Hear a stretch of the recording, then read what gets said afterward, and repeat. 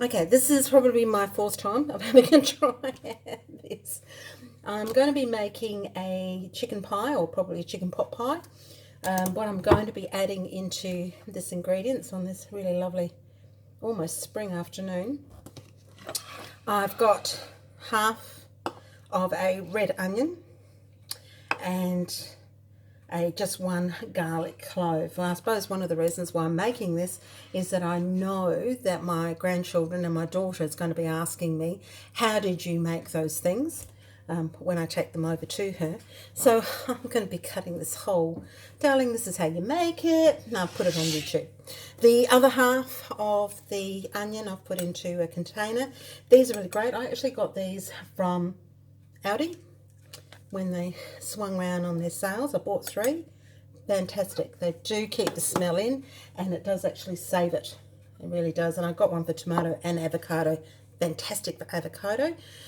The avocado doesn't seem to oxidize. Then there's 1 cup of frozen peas and corn mix. It's just 1 cup.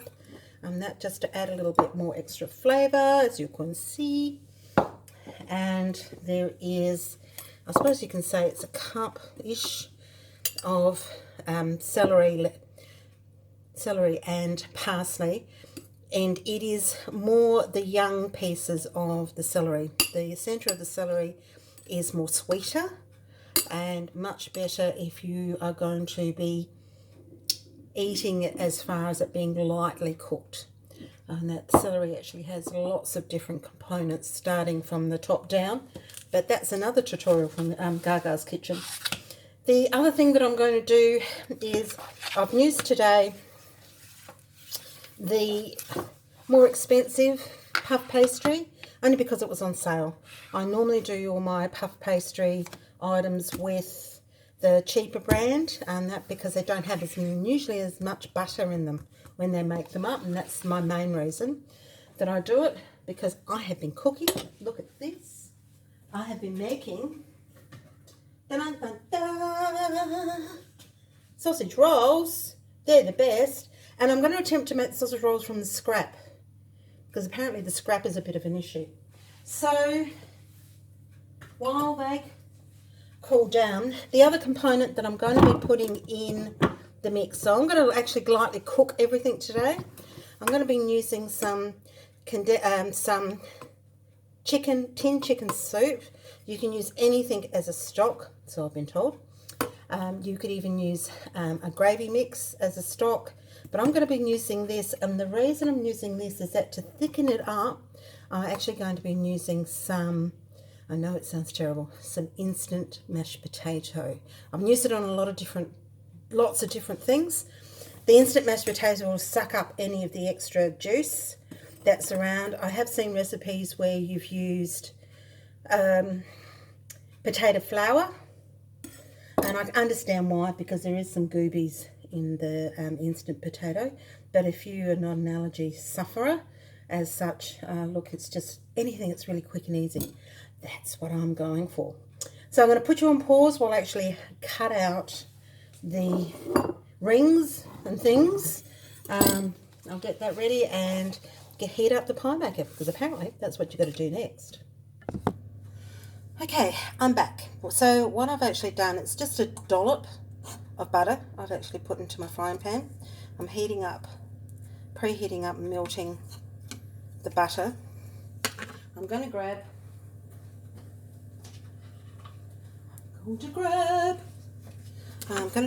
my onion and garlic, and that's just going to be gently cooking away while it sort of just in the frying pan. I just realised there's a reflection. I'm going to fix up that reflection because the late afternoon sun's coming into the kitchen.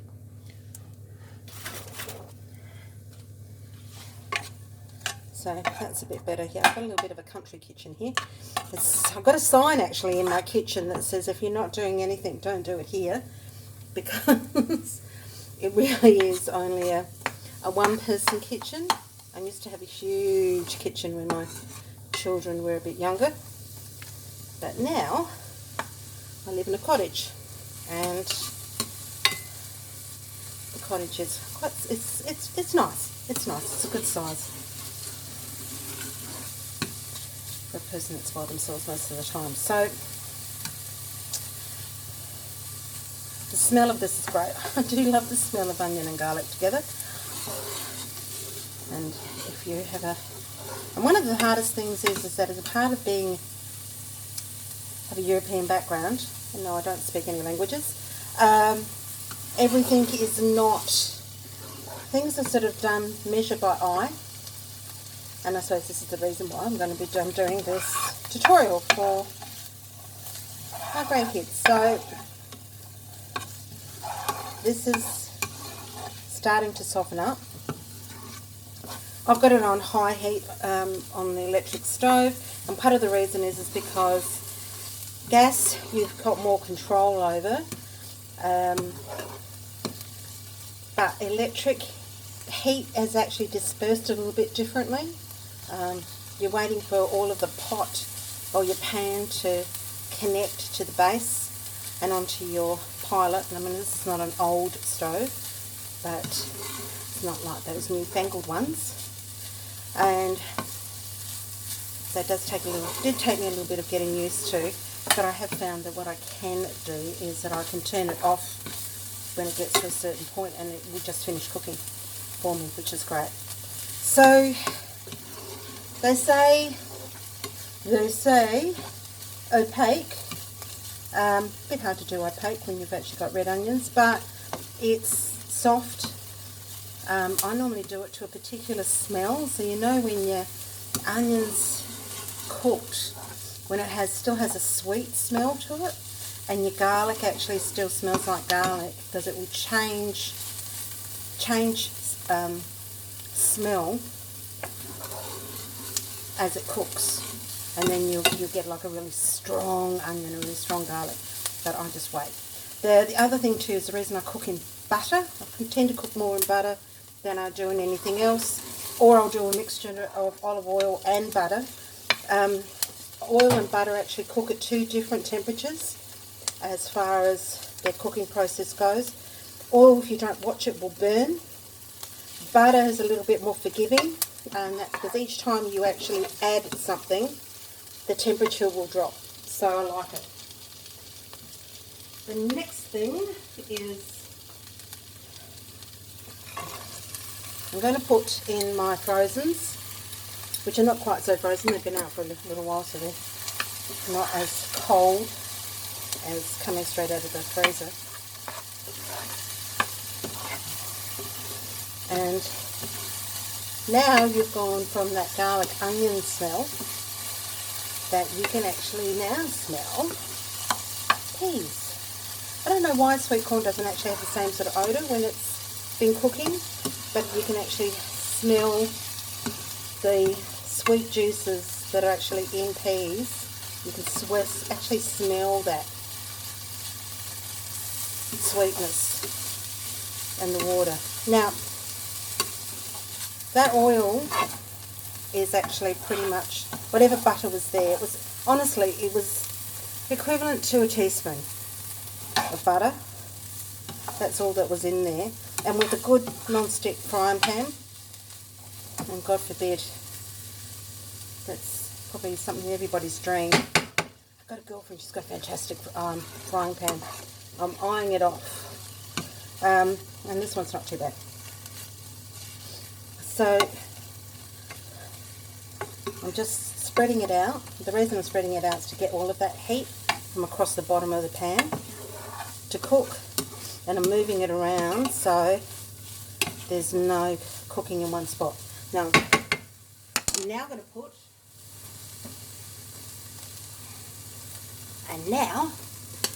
put, the chicken and the mushrooms.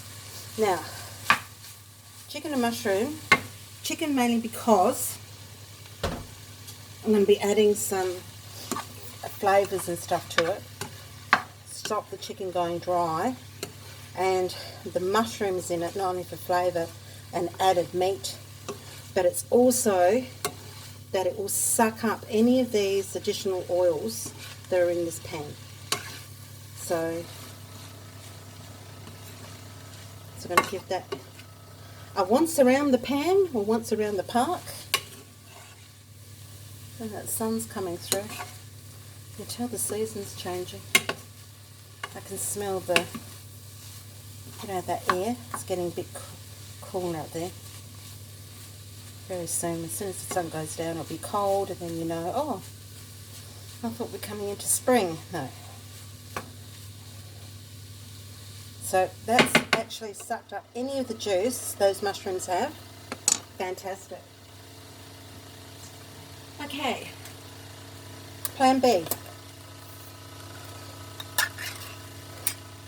Now this is just a tin soup, not a condensed soup, it's a tin soup. And I think I'm going to be adding like the whole tin to it.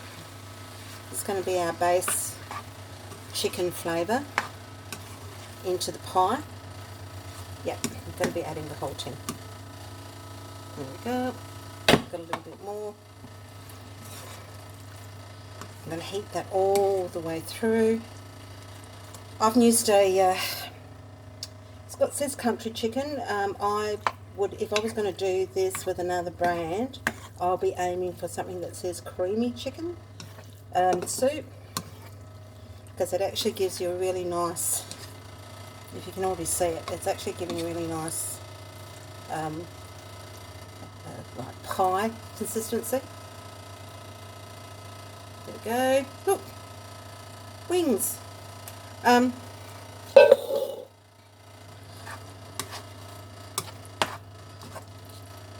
probably was a fraction too much for it. That's okay.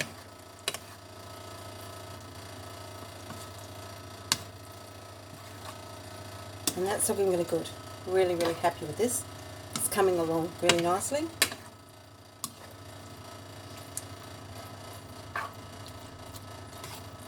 So that's done. I'll just put you on pause for a moment while I do some tasting and get my other ingredients. Okay, so I've done a bit of a tasting. One thing you didn't want to see me was slobber. I'm adding a little bit of pepper, a little bit, just a tiny bit of salt. You know, some tin soups have actually got a lot of salt in, some don't have much. I'm turning off my heat because it's electric and it will keep on cooking. I'm going to add now, you saw that, didn't you? Add with my fingers, which are clean, the parsley and the celery. Now at this stage, I don't know if you can actually see, there's not a lot of juice on here. The trick will be, I might just leave it on just for a little bit longer. The trick is have some juice, but don't have too much, because it'll end up sogging your pastry, and don't want that. And for the Americans out there that probably not interested in an Australian gaga, which is grandma, it does taste like chicken pot pie. After having an American man in my life, I learnt how to do chicken pot pie, which is a whole story all by itself. So that I have switched off the heat on it. It's not got too much juice, but what I've got to make sure is that when I spoon it out, it's pretty even. So we're going to move the camera. You know, I was going to add some mixed herbs in there. I might just do a little bit.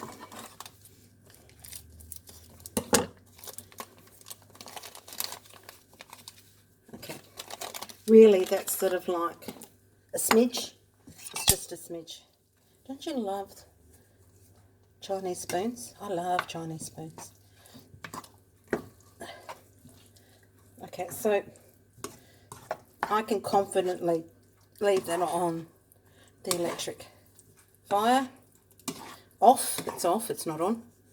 And whatever little bit of juice is there, actually I might move it because I'm not going to watch it. Alright, so back in one sec. Okay, so we're back again. I'm just going to put on the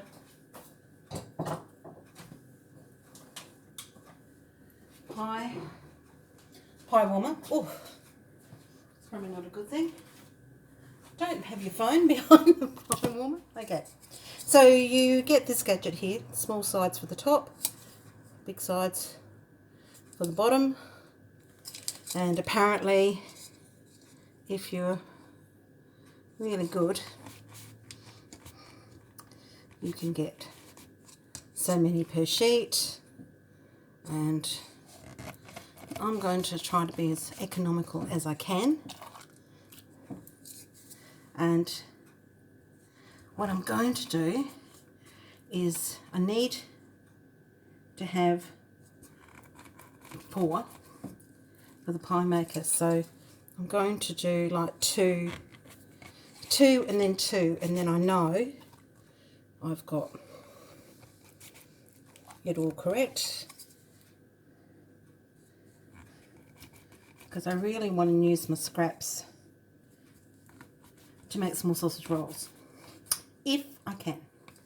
So it's 1, 2, 3, 4, which actually does the pie maker in its entirety. Oops. And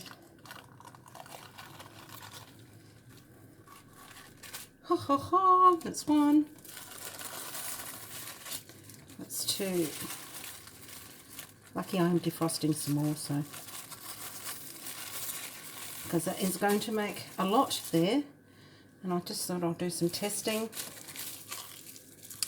The test, it is the test.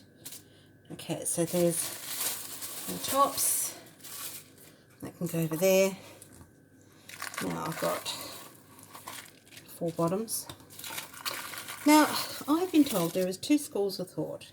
One is don't grease the pie maker because it's already got because it's non-stick, so you don't need to grease it. And then it's the yes, do grease it. I tell you what, I needed to actually.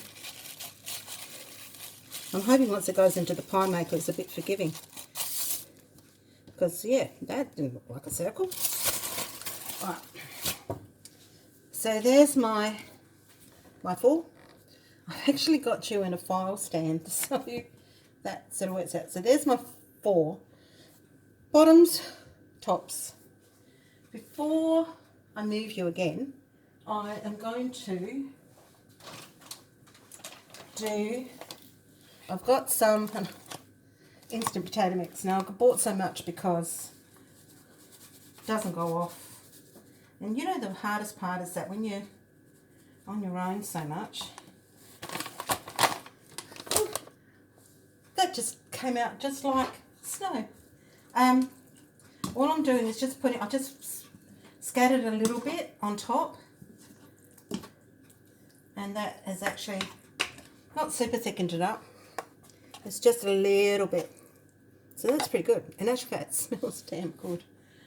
Alright, so that is there. Pie maker's ready. Fortunately, pie maker's on the other side of the kitchen.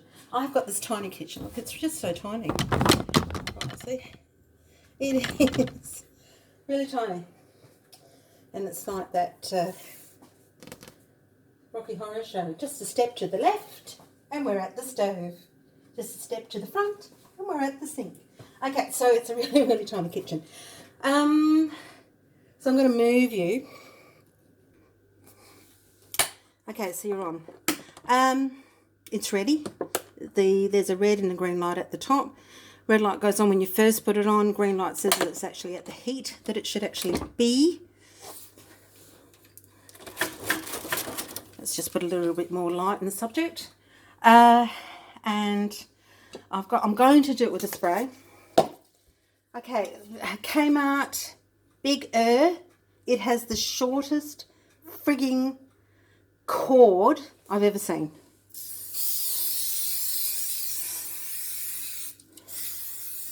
Like most things, is making sure that you actually get spray in the corners and in the indents. Doesn't need a lot. Oh, geez Louise. Let's put that on. Let me entertain you. Let me see you smile. Okay, so I'm just gonna, you can tell that it's hot. Now apparently you don't have to be, it does go down nicely. And that, I'm just going to sort of push it down a bit so that I can fill it up nicely. And that's the next one. Thank you, Mr. Pie Maker, being a little bit forgiving. And here we go.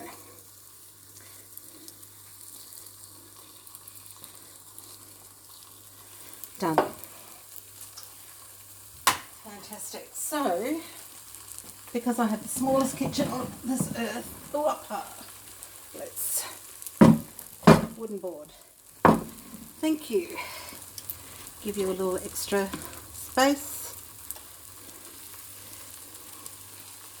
Okay. Don't want to overfill it. Put some in. Trying to have it that they're all pretty even.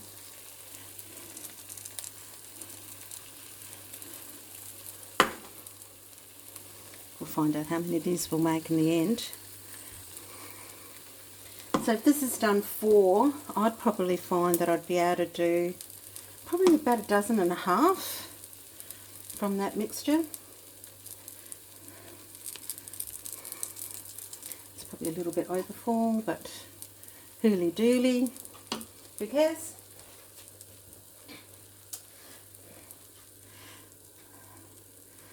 Put the top on. Top's on, got it? Can you see? Can you see? Top is on. Tops are on. That one's probably a little bit too full actually, but we'll find out. Let's do a little test. And thank God. Thank you, little nail technician, due this week. Now I've got a egg wash already made because I had some left over from the sausage rolls. So I'm just going to do a little light egg wash over the top. Oh yes, I know what else I was going to do.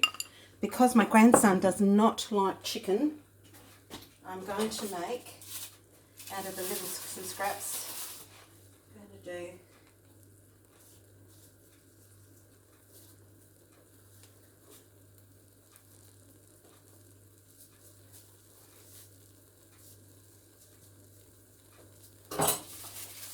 okay.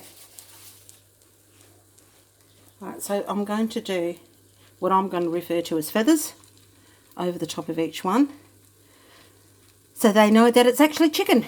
And once I put this actually on, then it's going to be 6 minutes, and we'll come back and we'll have a look and see how they've gone. Alright, so it's been 6 minutes, and I'm just going to take it off. That's my second bell. Holy dooly! That looks smashing. Wow, wow, wow. And those little extra curly bits that I actually put on top. So I'm going to, can you see? I don't want to actually get my thing into the thing. Going easy. How's that? That turned out really, really well. I'm really pleased. Okay, so let's just check how it went underneath. Now you need to use silicone, and that's pretty good. That's excellent. So all of this extra stuff here is actually from the pie itself, the juice that came out. This has come up. I've just got to get my silicone. My silicone. that's not the ones. Not the one. You are not the one. Oh, you'll do. Okay, so that turned out so good on the back. Oopsie-daisy. That's quite good. Now, these are going to be reheated. I'm going to be freezing these and reheating them. So, I'm really happy with these. Now, I have got enough in my initial sheets that I took out to make. I'll take these off later. To make another 2 like right now. But I'm really happy. It's actually quite, it probably could do with maybe that extra 2 minutes, possibly that extra 2 minutes. But hang on. Oh, jeez Louise. You know what it is? It's hot. I'm trying to get my finger. Okay, so there was 4 out of 2 sheets, and I've still got another sheet and a half. So I will definitely get another 2 out of that. Let's get the board. I'm going to try one. And it's good. I think if I left it a little bit longer, it'd be good. Just a little bit. The underneath is definitely good. And that, so let's cut it and have a look at the consistency on the inside now. And it is really good chicken pot pie. It's nice, just a little moist enough mixture in there, it's not dry, and I'm going to eat it. So, thank you for persevering with me in Gaga's kitchen, and we will try a little bit more a bit later. Part 2, I'm putting all my scraps together, and I'll just get a couple of sausage rolls out of my scraps. There is no point in rolling it out, it won't work, but if you press it while it's all flat, you will get a sheet out of that. Okay, thank you for coming.